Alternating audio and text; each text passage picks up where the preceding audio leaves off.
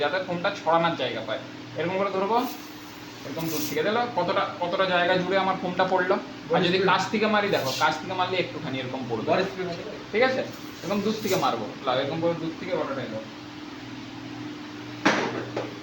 ও সাদা করে দেখো,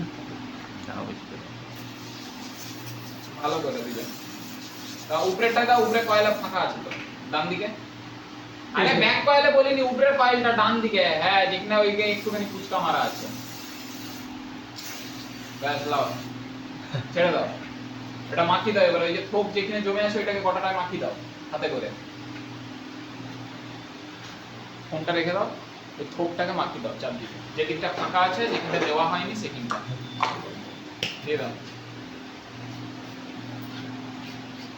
ওর সেন্টটা তো ভালো আছে। দেখেছ? ব্যাস এবারে ছেড়ে দাও, 5 মিনিট ওয়েট করো এবারে।